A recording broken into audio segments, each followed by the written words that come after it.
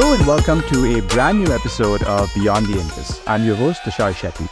2024 has been a year of elections, and in South Asia, they've thrown up some surprising results. From Imran Khan's spectacular comeback in Pakistan to the BJP's electoral juggernaut being halted in India, the political upheaval in the subcontinent have made for some very interesting analysis, particularly in the context of shifting geopolitical and economic realities worldwide. And the Sri Lankan election, our topic for today, has not been an outlier in this regard.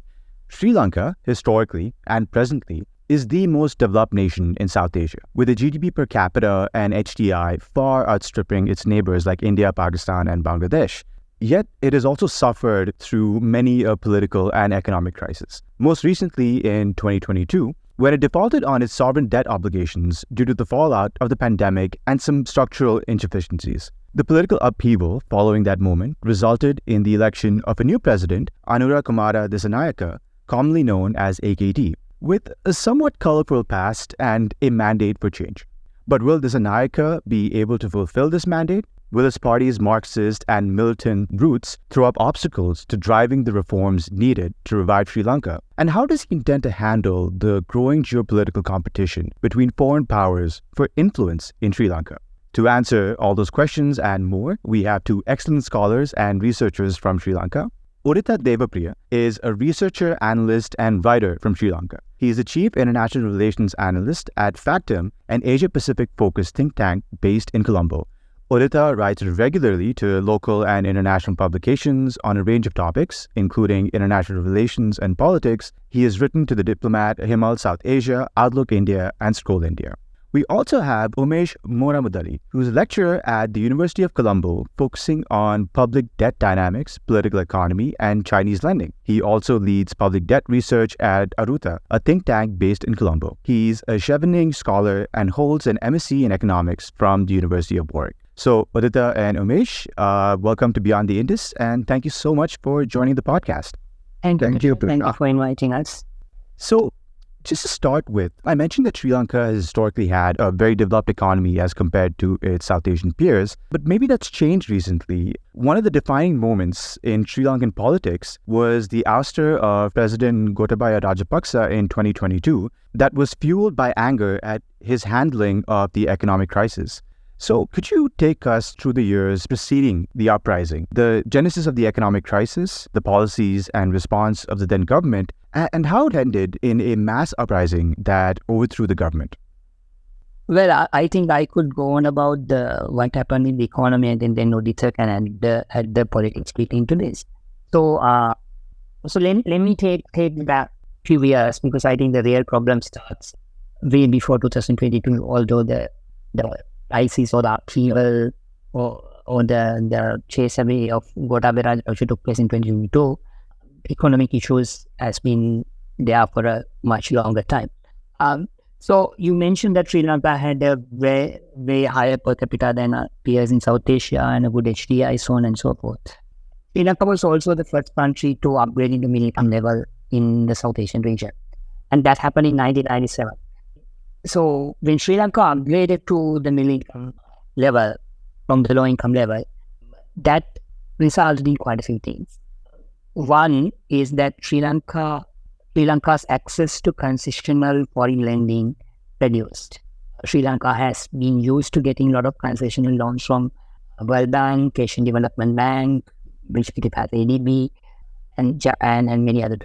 Right. So although Sri Lanka had a persistent budget deficit, also a current account deficit, these were not felt significantly because you always had the access to the concessional financing from these lenders to bridge that gap. But what happened after 1997 was this access gradually reduced. Although that access reduced, Sri Lanka still had a significant need of infrastructure to cater to a growing middle class and growing economy. So that's the other side of it. The side of the story is you always parallel to the development, you also created a significant you also created a very large pool of middle class people in Western province and outside that they had much sophisticated needs. Right? So that means country wanted more energy, more road development, so on and so forth. And the access to lending was somewhat problematic, as I highlighted earlier. The concessional lending was declining, but the budget deficit continued to be high. So that means you have to bridge this gap somehow. So after about 2005, that's when Mahin Rajapaksa was elected to the presidency for the first time. He decided to take two alternatives to the concessional financing from multilateral development banks and Japan. These are, one is that he decided to tap into the international capital markets by issuing what we call Euro bonds or international sovereign bonds. Right, so that happened for the first time in 2007, and then we also started heavily borrowing from Chinese policy bank, mainly from the China Exim Bank initially, and later from China Development. So those money directly went into the infrastructure projects such as Samudra Port, Norchani Power Plant, Colombo Cotton Expressway, and the further extension of the Southern Expressway, so on and so forth. So you could see that the lending continued to happen to bridge the budget deficit, but that lending comes at a cost, at a much higher cost than it used to be. So you have, from one hand, you see the development taking place, but on the other hand, the other part of the story is, although Sri Lanka went through the middle income transition, although Sri Lanka's per capita income increased significantly, country's structural weaknesses gotten worse. By which I mean major three things. One is the Sri Lanka's tax revenue decline, and the Sri Lanka's export decline as a percentage of the GDP, and also Sri Lanka's FDI also declined.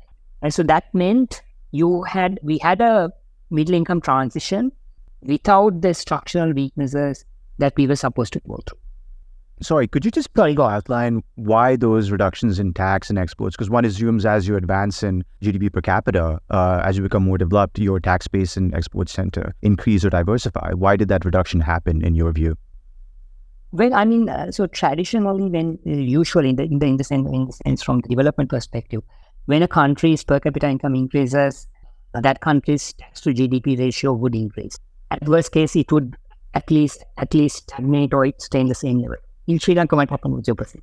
There are a few reasons to that. There are political reasons and there are structural reasons. One structural reason was that Sri Lanka's economy was heavily informal. To the day, it's like 60% informal sector. So capturing that informal sector is quite difficult.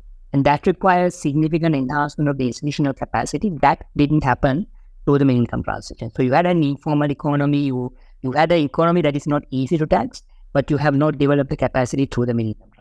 Secondly, there were political reasons that the government did not, actually successive governments did not bother to invest in tax collection or focus on tax collection, because they always had access to the concessional finance earlier and then later to the financing from the foreign funds and China. So they didn't feel the need to increase the tax revenue. And of course, it's like fairly not very politically popular thing, right? So that meant, the politically it was difficult and politically it was ignored. Structurally, it was also difficult, and addressing those structural weaknesses requires significant political will, which wasn't really there because you don't have any political incentives to fix the institutions, because that is not something similar to build a road. You can't sell in your next election saying, look here, I built a better revenue collection authority. Look here, I strengthened the tax administration. This is not something that you would usually can get credit from the voters. So I think it is that politics, that political economy dynamic that resulted in Sri Lanka's tax revenue decline, and then coupled with that, the export also declined as a percentage of the GDP. So I think those two were the key of making the economy vulnerable, and that meant we had to constantly borrow from the international capital markets through issuing sovereign bonds. With significant increase after 2010. So it means you should have the ability to consistently roll over this debt. Even when a bond is maturing, when a sovereign bond is maturing, you have to issue another bond and then refinance. Right? So this cycle has to go on. But for this cycle to go on, you have to have a good ratings. For you to have good ratings, you have to have strong macroeconomic performance. So all these things are linked. And when the economy gets more vulnerable, your ratings gets bad, and when your ratings gets bad, it becomes impossible to borrow from the international capital markets through issuing sovereign. And at that point, this cycle breaks, the rollover becomes impossible to do, and there goes the default. I think this is what happened, because when we were in a very vulnerable position when we come to 2019, when Gotabaya Rajapaksa was elected, right? So we had to roll over this debt, and then we had a massive amount of debt, and we had to roll over this debt consistently.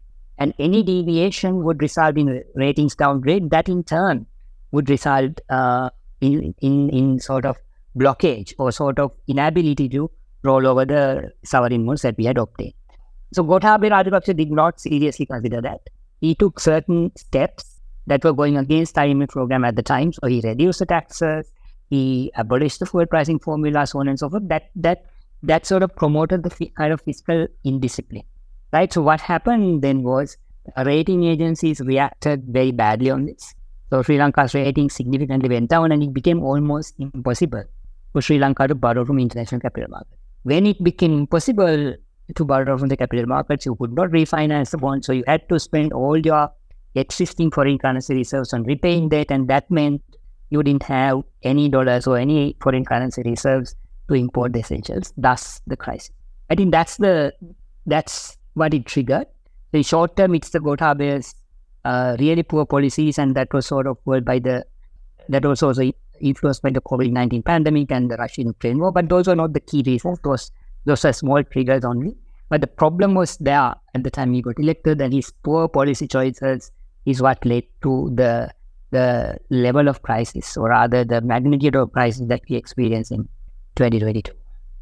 Right, and I understand that these are a result of long-term structural weaknesses that come to a point. But, Aditya, I also was looking at some of the policies that Gotabaya Rajapaksa had passed before he was ousted, and there were some very interesting choices. I mean, for one example was the shift to organic farming.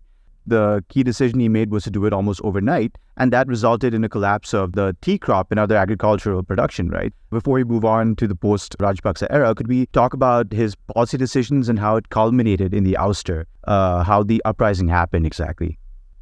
Well, I think the first thing to note about the Gotabaya Rajapaksa presidency was that it was marketed as the next big thing for Sri Lanka. The tipping point or the turning point in Gotabaya Rajapaksa's presidential prospects was the 2019 Easter Sunday attacks.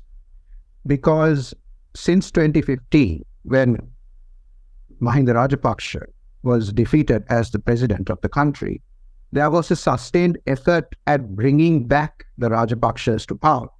But there was no serious talk about bringing Gotabaya Rajapaksa in. And those, how shall I put it, that campaign really gained momentum only, or if not mainly, after the 2019 Easter attacks, when Gotabaya Rajapaksa was presented as the security candidate versus the then Prime Minister Ranil Wickremesinghe and the then President Maithripala Sirisena, who were, on all accounts, dismissed as being completely indifferent to the security needs of the country. So it worked both ways. Number one, his experience as the Secretary of Defense under his brother, who was then President Mahinda. And number two, his lack of experience in politics.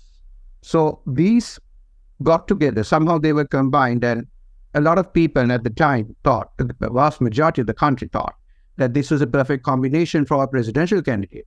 But there were warning signs from the very beginning, in the sense that in the lead up to the presidential election in 2019, he abjectly refused to take part in debates or in interviews of any sort with any news agency. When he was asked questions, he dodged them. Again, over time, this was seen as the making of a president who preferred to work who preferred to act rather than to speak, who preferred to basically work on actions rather than act on words. The thing is that come a crisis like the COVID-19 pandemic or the severe strain on the foreign reserves that we faced in 2021 particularly, that lack of experience wasn't going to help him. And the other point is that he was beholden to several interest groups. I remember very well when Gotabaya Rajapaksa basically brought out that those tax cuts almost immediately after he became president. I mean, the mainstream, basically Colombo's commercial, how should I put it, establishment basically welcomed it. I stand to be corrected. I don't know whether Umesh, whether you'd agree with it or not, but basically the commercial establishment welcomed those tax cuts. So he was basically pandering to different interest groups at the same time. So with regard to this shift to organic fertilizer, the reality was that there were serious questions raised about chemical fertilizers in the country, and there were several questions over the health implications of chemical fertilizers. But what was proposed at official levels was a long-term shift to organic agriculture, whereas what we got under Gotabaya Rajapaksa was an overnight shift to organic fertilizer.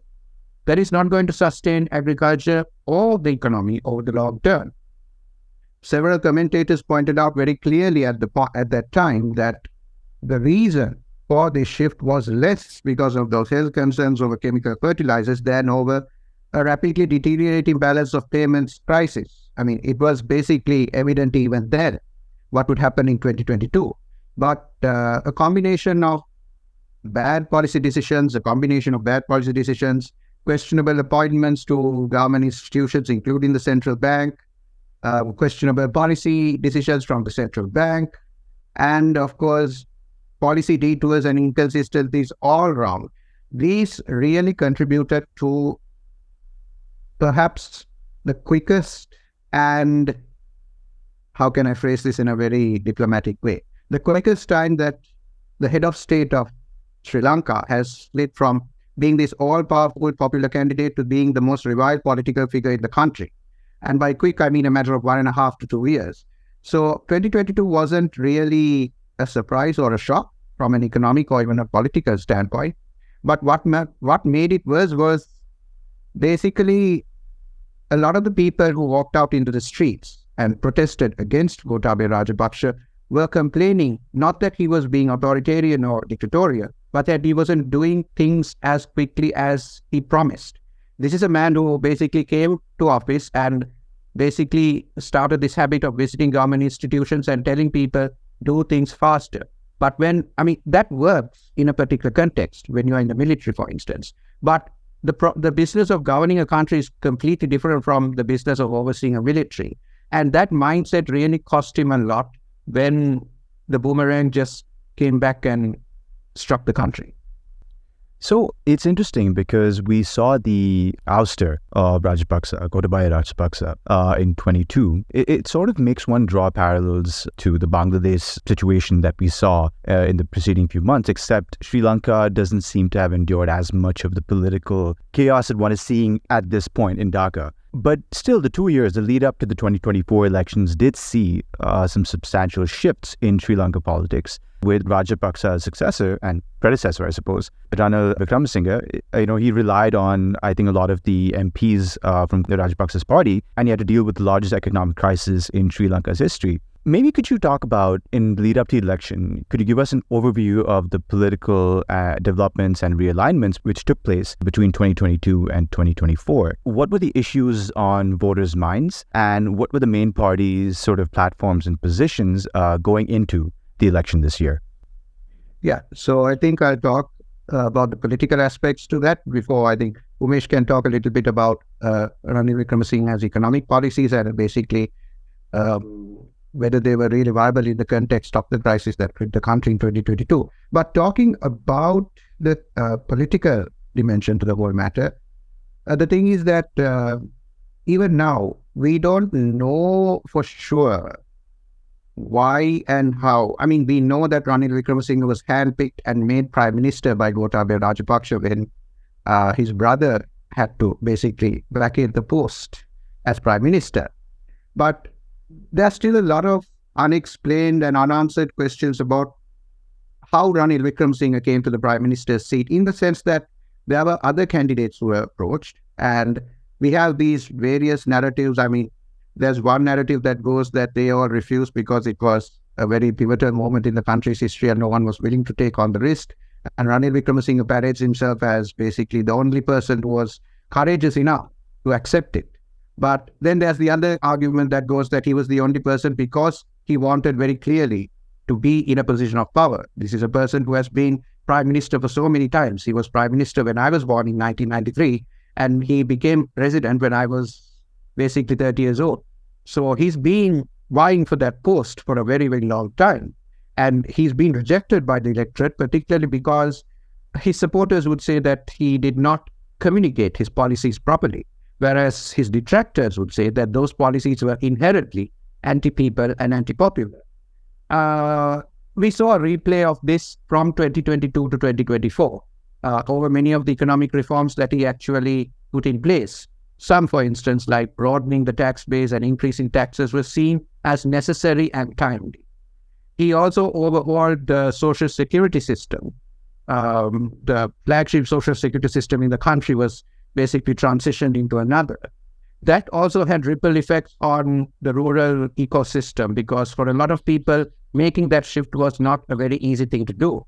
There was also the question of whether he paraded himself as a supporter of the protest movement, and he praised the protesters again and again, but upon coming to power, he swiftly clamped down on them. This brings one to the question of his past.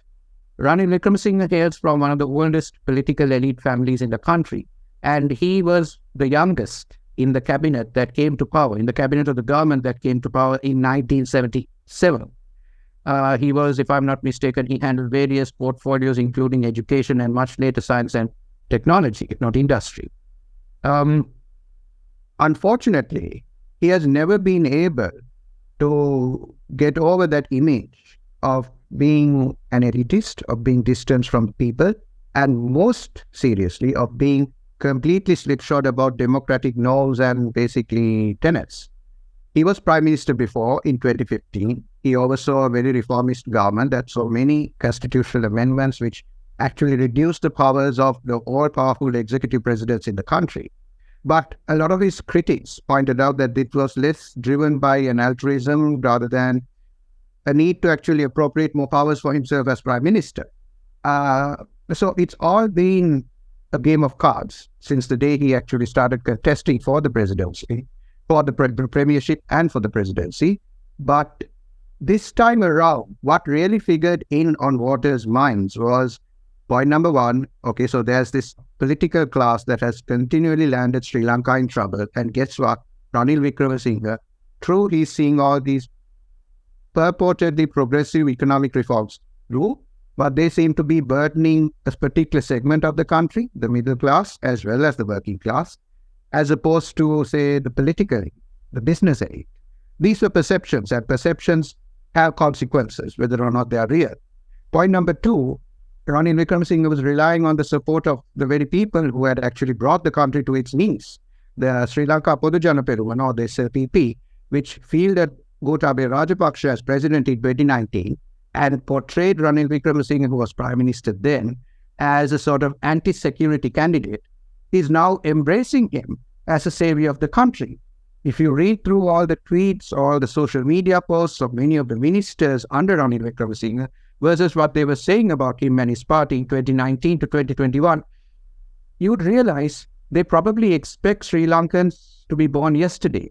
But that wasn't the case. Sri Lankans clearly don't have short memories, and they remember this sort of quick shift from the one to another, and that basically became the mainstay of the 2024 election, whereby you have this class of political elites who are dumping on the country, who are basically bringing the country to a standstill, versus this fresh set of faces from a party that has been in government before. Basically, the National People's Power Alliance is basically headed by a left-wing group called the JVP, the Janata Vimukti Peramuna, that has been in government before for a very brief time, in 2004, if I'm not mistaken, but which has never actually been at the echelons of power in the 76 or 77 years of independent statehood in Sri Lanka. So I think much more so than the viability of the economic reforms, it was the perceptions of these political candidates being part of the establishment versus others being outliers and outsiders that really had a big say on the election outcome. That, and also the fact that the economic reforms were themselves associated with the politics of the establishment, to the extent that the main opposition, the Samiti Jana Balawediya, which basically campaigned on a platform of continuing some of the reforms that the government has embarked on with minor adjustments, That basically didn't appeal to vast sections of the electorate, even though it appealed to a considerable section of the population, just enough to prevent Anukumara Dissanayake, the candidate of the NPP, from basically clinching a 50+% majority in the election. So these were the configurations, the factors, and the considerations that really went into the election from a political perspective. And Umesh, do you agree with this view? I mean, I actually agree with Udita more or less. I think I'll add to couple of important points very briefly. One is that when Sri Lankans rioted against Gotabaya Rajapaksa and sort of chased him away in 2022, people demanded a change. Sentiment was such that we don't want these people who've been ruling us to rule us anymore. These people should get out. So they didn't trust the government.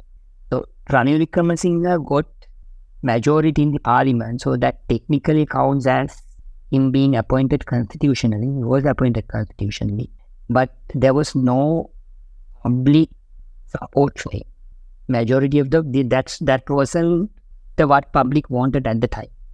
I think some of the reforms, economic reforms that Ranil Wickremesinghe carried out were needed at the time. He took certain measures which were important to stabilize the economy at the time. But people didn't vote him in. At that point, people hadn't given any mandate for him to carry out these reforms. In fact, he carried out these reforms based on a 2/3 majority that campaigned for the exact opposite of the reforms. He increased taxes with a parliament that voted for, it was ordered in to reduce taxes, right? So people wanted the change, so no matter what he did, people were not going to accept it. That was the truth from the 2022, because as Udita very correctly pointed out, a lot of people from the Sri Lanka opposition and the Peramona, they were the ones behind Ranil Wickremesinghe. So people didn't quite acknowledge any of the reforms that were carried out by him, because people felt that they were not heard, right? That's one aspect. The other aspect is that the poverty rates went significantly. Poverty rates were below 10% before COVID. It kept increasing, and the crisis increased it further. It ranges between 25 to 30% by the time 2022 or 2023. Right? So you see a significant increase of poverty. So people were pushed into poverty, which means people had difficulty of managing day-to-day life.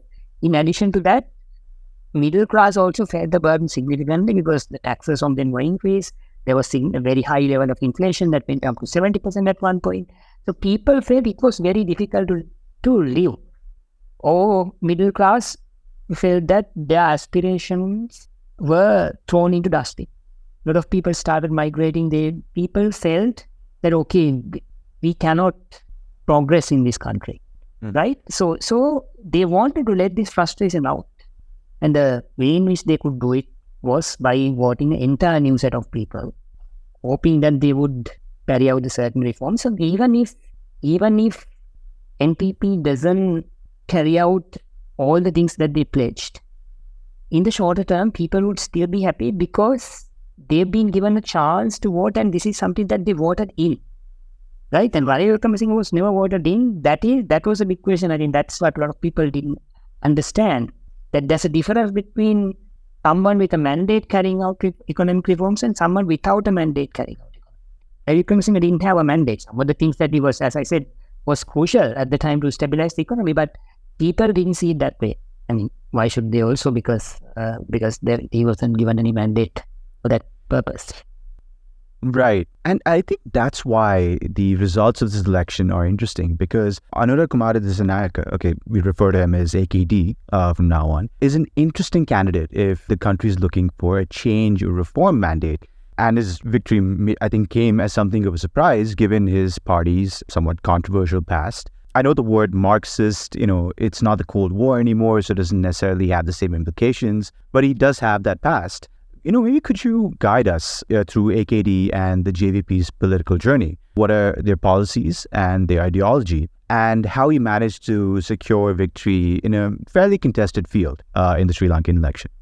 So basically, it's the National People's Power Alliance that contested in 2019. Basically, they put forward Anukumara Dissanayake, and then they put forward the National People's Power and subsequent general elections, parliamentary elections. But for all intents and purposes, particularly in the eyes of its detractors, the NPP is nothing more than basically a convenient a convenient mask for the JVP, the Janata Vimukti Peramuna. Now, if you're looking at the JVP, one thing to note about Sri Lanka's political history, before we talk about the JVP or the left, or for that matter, the right, is that we gained the right to vote before a lot of other countries. In fact, Sri Lanka is regularly touted as Asia's oldest democracy, and not for no reason. We got the vote before most, if not all, other British colonies, European colonies in Asia and Africa in 1931, universal suffrage. And this had a very important effect on electoral and political strategies for political parties, even those which claim to be working outside of the establishment. The JVP comes into the picture in the mid to late 1960s. It comes into the picture as a consequence of partially as a consequence of the split between the Chinese and the Soviet wings of the communist movement. So the JVP identified itself with the peasantry of the country, and it tried to mobilize vast sections of the rural, middle to lower class in Sri Lanka, in predominantly Sinhalese, majority community of Sri Lanka being the Sinhalese, in predominantly Sinhalese areas. And this actually molded their thinking in opposition to the mainstream left, which at the time was focusing on electoral strategies with left nationalist parties and candidates, tweaking their policies to actually appeal to a wide electorate, and so on and so forth. So the JVP was actually an embodiment of that frustration with that kind of strategy. What's interesting is that come the 1990s, when it sees through two insurrections, the second of which actually leads to the decimation of up to about 60,000 to 100,000 people, the bloodiest in the country, the JVP quickly course corrects, so to speak, and enters parliamentary politics. It fields presidential candidates from, I think, 2000 onwards. It basically goes into general elections again and again. It increases its vote base among a certain population, particularly the peasantry in the southern province, and then it does the same thing. It basically critiqued heavily in the 1960s and 70s, which is actually enter into electoral arrangements with establishment parties. It basically accepts ministries, 3 or 4 ministries in 2004. And what we see at that time, and which we didn't until 2024, 2004 was the last time it actually was in government as the governing party, sort of as a partner of the governing party. What we saw back then and what we are seeing now is a tendency to move to the center.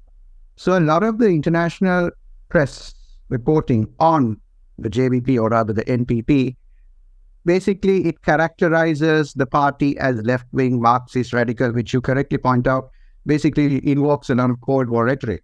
But if you really look at what they have been campaigning for, more than anything, what they have campaigned for is a change from the existing political order. And they portray themselves as being against corruption. The Prime Minister, Harini Amarasuriya, when asked whether they have any experience governing the country, whether they can govern the country, very witty replied, "We don't have any experience bankrupting the country." And it's true. It's true. They have basically been a part of the government for a very brief time, but they haven't actually been in the business of bankrupting the country as they accuse other political parties of doing. So this whole entry into the mainstream has enabled them to do two things at the same time.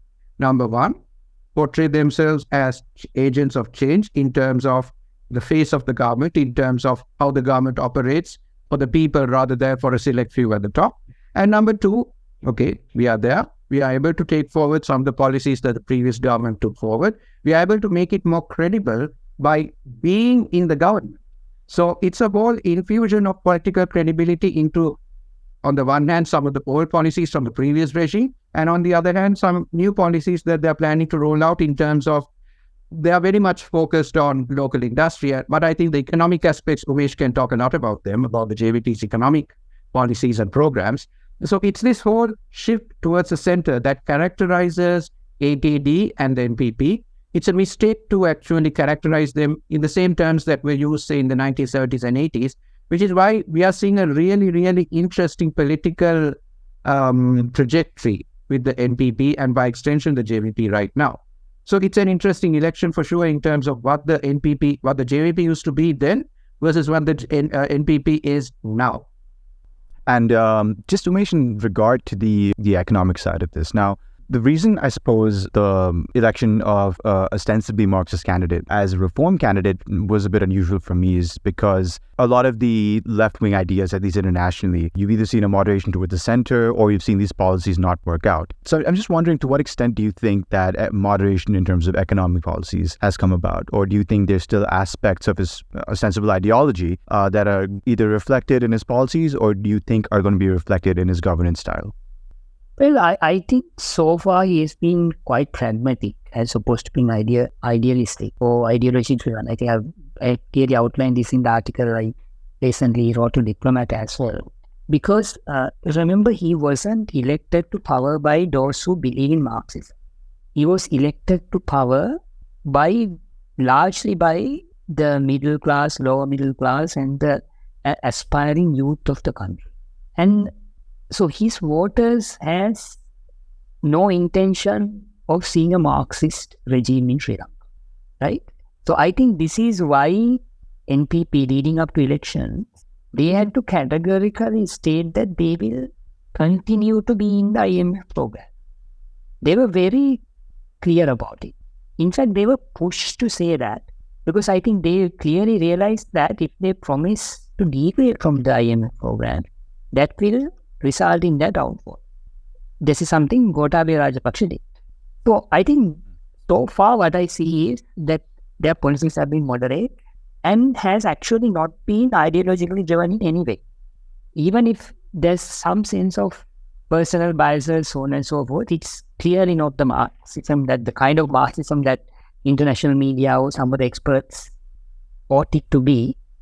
There is some sense of protectionism or some form of hidden love for the state-owned enterprises. I would suspect this could be the case with any regime in Africa. There's protectionism everywhere, and then the certain level of, you cannot get rid of protectionism entirely, right? Let's be realistic about it. And NPP had made certain calls to implying certain protectionism measures and not privatizing certain state-owned enterprises. But I think that's as far as they would go in terms of their personal bias.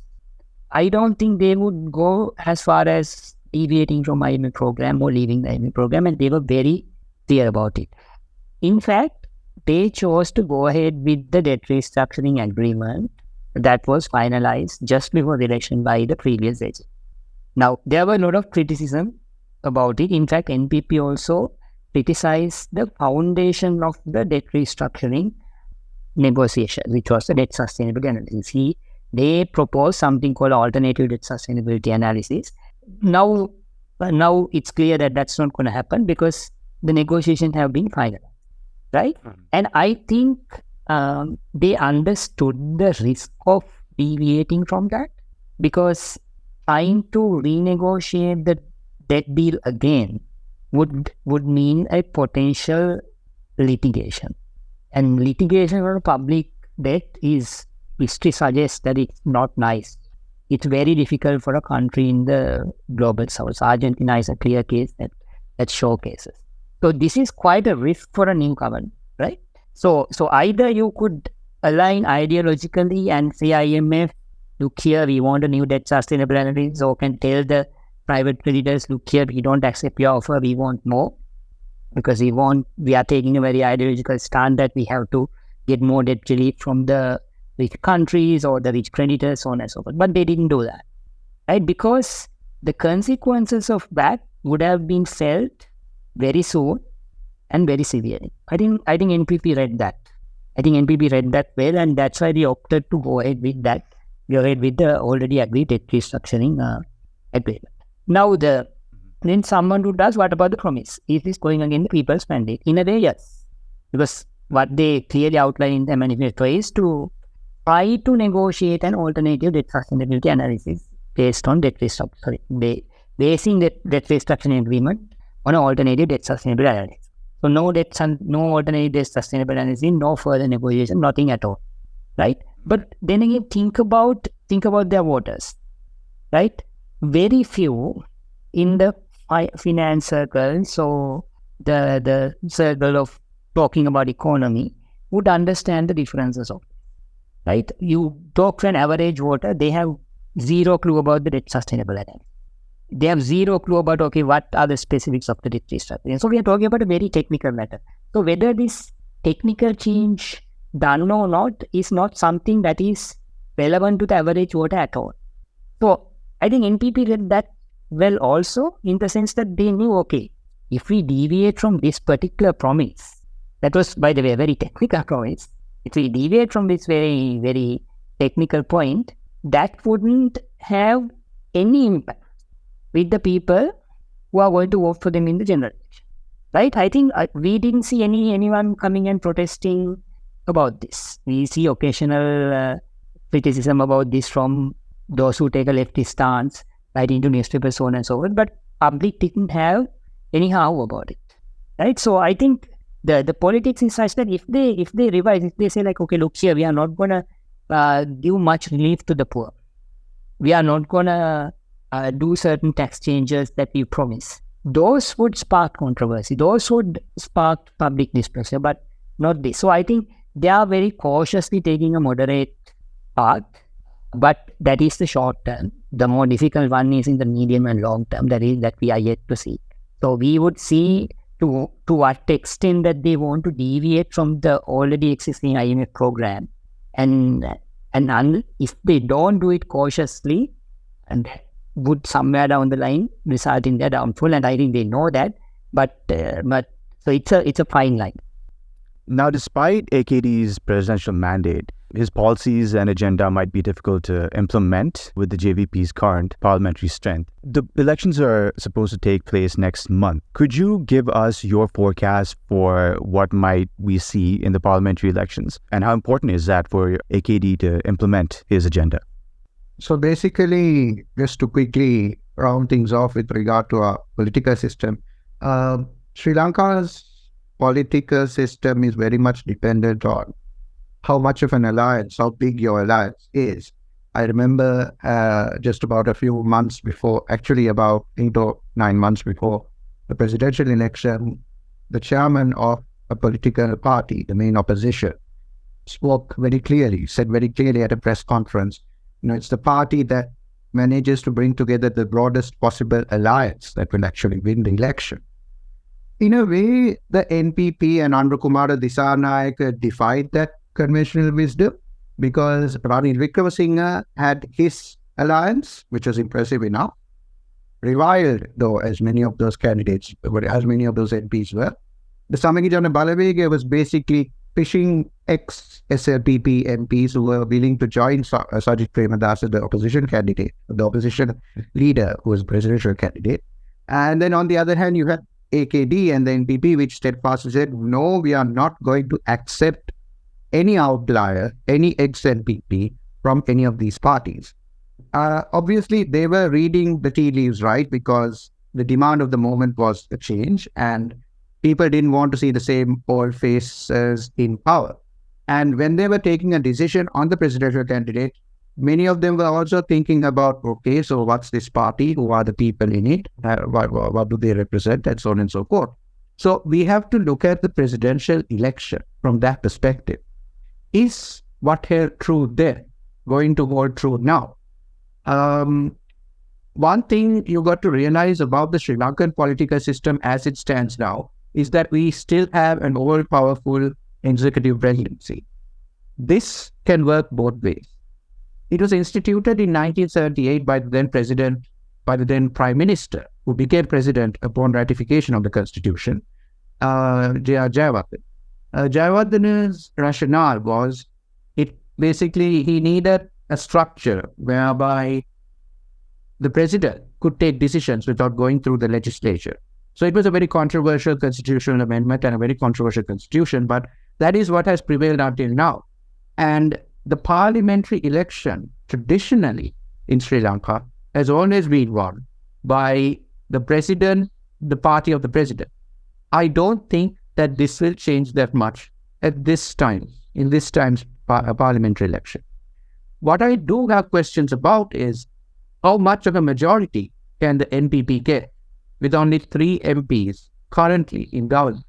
So they fielded a lot of youth candidates, and that has actually had a ripple effect on other parties, because for the first time in over 10-15 years, we are seeing a lot of veteran faces, a lot of old, wizened political faces leaving the political landscape.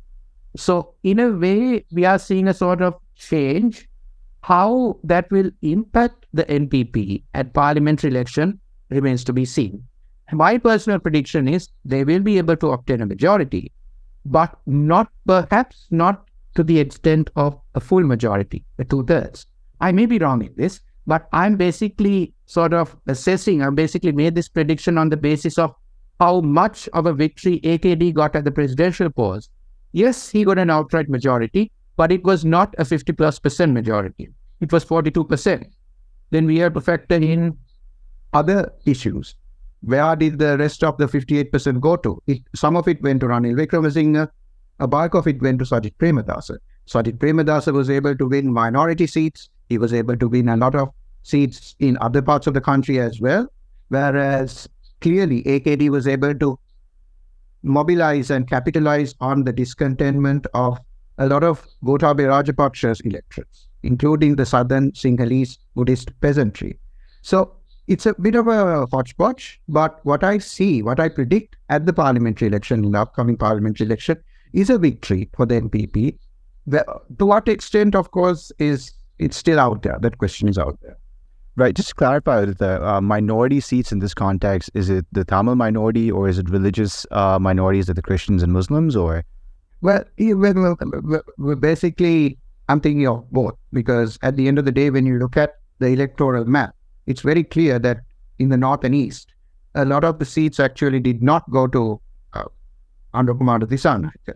Of course, there are basically several explanations for that. Prime among them, Anurakumara Dissanayake, I mean, they did make attempts to bridge that gap and to hold rallies in the north and east. But in the short time frame they were operating in, it was a little difficult for them to actually, because they have a past as well. They were associated, basically, as I said, the JVP appealed a lot to the Sinhalese rural, middle and lower class. They have not been able to shed that since. So again, the parliamentary election is going to be interesting in terms of whether we'll see those electorates come to the NPP or whether they'll be rejected there as well. Right. And coming to economics, to start with, what in your view are the steps that Sri Lanka needs to take to reform and revitalize its economy?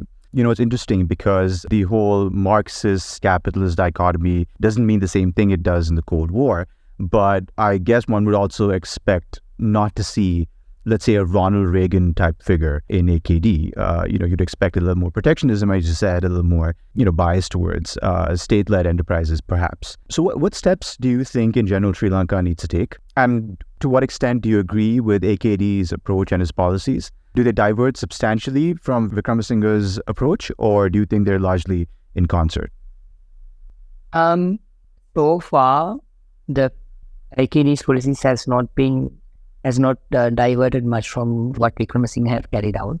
But remember, this is of course very short term. We are talking about like a 1 month. That's going to continue till the general election is my reading, because there isn't much room to change, and that is also politically risky. So whatever those things that's been done will continue till the January. And I think whatever the real changes would start after that.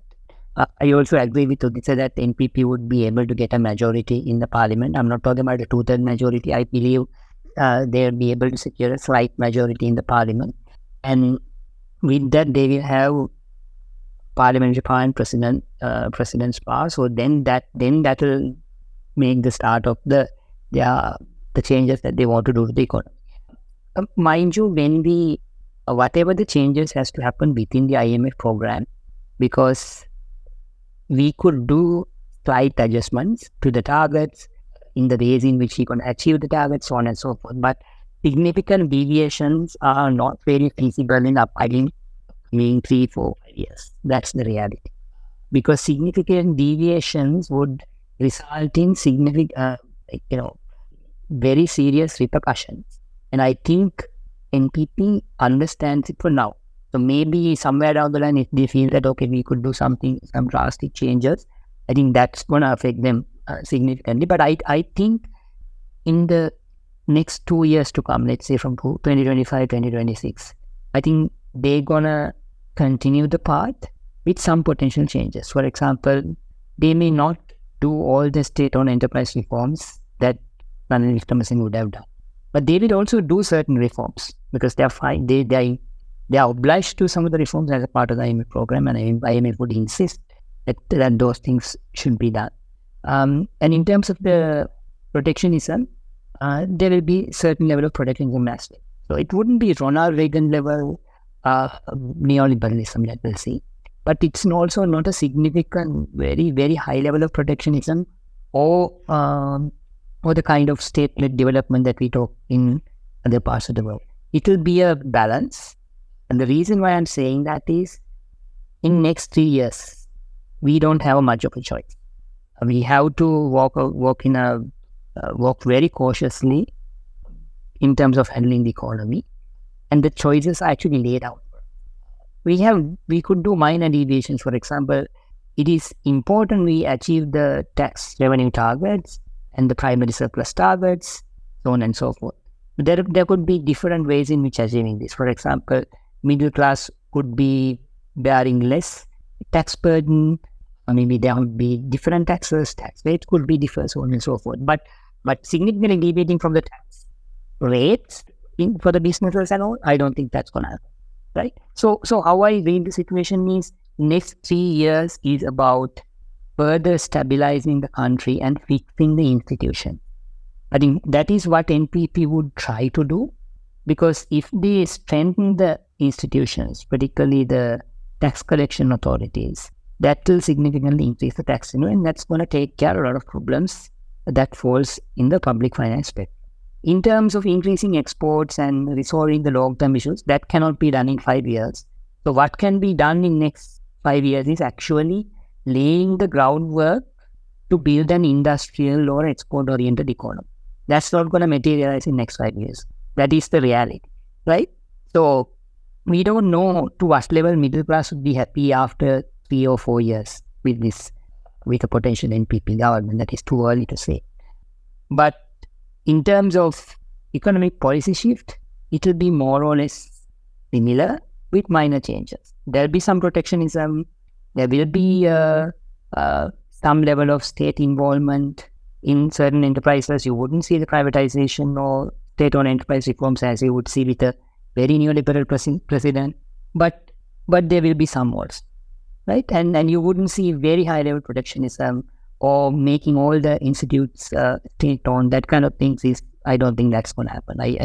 In fact, I'm pretty certain that it wouldn't be the case. And also, I don't think that there would be a turning back on central bank independence in next 2 to 3 years either. Because all these are linked to the IMF program and the debt restructuring negotiations, so on and so forth. So the leeway that we have is very limited. So any pragmatic person, whether that be a president or prime minister, whoever rules the country, would be cautious enough to walk in that path. It's interesting because the economy a lot of times is so much dependent on the external situation. I mean, we know that, as a consequence of the Russia-Ukraine conflict, Sri Lanka also faced certain difficulty. And bringing this conversation to a close, I want to talk about one of the interesting aspects we haven't discussed so far, which is the geopolitics of Sri Lanka and its foreign policy. And in particular, I want to hone in on this interesting sort of dynamic that's been going on between China on one side and India primarily on the other, where there seems to be a competition for influence. And I'd like to get your views, maybe starting with Udita and followed by Umesh, on what do you think are the strategic challenges that Sri Lanka faces in the global arena? And also specifically, what do you think AKD's diplomatic positions with respect to India and China might be, as well as just broader foreign policy priorities? So basically, you touched on the elephant in the room. a lot of the political parties, I mean, most, if not all the political parties, talk about economic issues in their manifestos. But foreign policy has a big bearing on the country because, as Umesh very rightly pointed out in the beginning, our whole development experience has been, okay, so we were elevated to middle income status and then we lost access to these aid agencies that actually pushed us into bilateral agreements with other countries, loan assistance, and so on and so forth. It's interesting that in 2007, and Umesh, correct me if I'm wrong, 2007 was the very same year we got the first tranche of a payment of a loan, the first tranche of a loan from the Chinese for the construction of the Hambantota port. And also the first time that we issued an international sovereign bond, $500 million. If I'm not, I think it was about that amount. I'm not too sure about the exact amount. But so these two economic, basically these 2 points, you have bilateral debt on the one hand, and you have Western bonds, predominantly Western bond holdings on the other hand. They have really had a big impact on our economy and conversely on our foreign policy as well, because in the aftermath of the crisis in 2022, there were various narratives on the one hand blaming Western bondholders for putting us in crisis, and on the other hand blaming and bashing China for putting us in trouble. Convenient scapegoats. But the fact of the matter is that over the last 76 years, we have tried to forge a coherent foreign policy, but have failed abysmally. The high points of our foreign policy was when we were actually touting non-alignment and actually aligning ourselves with members of what is now today referred to as the Global South. And a lot of those policies and a lot of that trajectory is very much true today as well, whereby we are seeing the country Sri Lanka basically applying to become a member of BRICS. But on the other hand, we have never really defined what our responses and attitudes to certain sensitive issues on the foreign policy front should be. The opposition and the government, the main opposition and the government, was very willing to basically discredit Amrakumara Dissanayake on the grounds that he wasn't polished enough to be a diplomat on the world stage, that the then President Ranil Wickremesinghe was the only person capable of talking to foreign dignitaries and institutions. But the fact of the matter is, if you look at the NPP's recent trajectory on its foreign policy, it has gone about 180 to 360 degrees from where it was about 25 years ago. It went on an official tour to India. In the 1980s, it basically organized an insurrection against Indian intervention in Sri Lanka. It's also maintaining very good ties and relations with China. It basically hasn't come out more properly or cohesively on a foreign policy, but what we are seeing what we saw over the last few weeks was, on the one hand, a deprioritization of foreign policy in terms of, okay, so what should this government be doing? What should it be doing over the next 5-6 years? But also a sort of more cautious approach to foreign policy. We saw this a lot in the past government, where the Ranil Wickremesinghe administration went on in front of basically podiums and said, the West is basically to blame for the problems of the Global South in issues on fronts like climate change and the Russia-Ukraine war. Okay, so that's not our problem, it's a Western problem, so why are we paying the price for it in terms of higher gas prices and fuel prices? Right now, it's not like we are seeing foreign policy take on a back burner, but the government is actually focusing a lot on the economic aspects of governance. For instance, neither the president nor the foreign minister went to the BRICS summit. They decided to send the foreign secretaries. The same foreign secretary was there in the previous administration to Kazan in Russia, to Kazan basically. We didn't see, things can change after parliamentary election, but what I see right now, and this is where I'll end, is a sort of, okay, so foreign policy in Sri Lanka since at least 2023, if I were to conceptualize it and define it, you have 3 strands. On the one hand, there's a recognition of the importance of India and conversely, Sri Lanka's importance in India's scheme of things. India gave us $4 billion at the height of the crisis in 2022. That's certainly not something that the US will be able to equal, for instance, over a long period of time. That's point number one, the prioritization of Indian security concerns. Point number two, there'll be a more concrete approach towards balancing ties between the US, China, and India. It's a tricky balancing act, particularly in light of what's happening out there in the Middle East and Eurasia, but it has to be done. The third point is a consistent and sustained strategy of reaching out to other regions and parts of the world. Already we have organized, the previous government organized a forum on Central Asia. This actually dates back to 2020 when a policy paper was drawn out to actually explore the possibilities of reaching out to the regions like Central Asia and Africa. My guess is that the government will continue these policies, but, and here I'll end my take on this, one of my seniors very wittily pointed out that foreign policy in Sri Lanka has been driven more by circumstance than policy.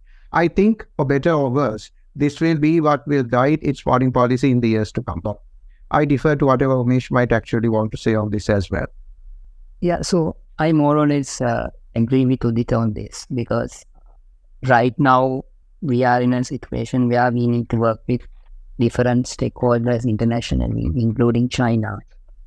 And I think NPP government's gonna do the same.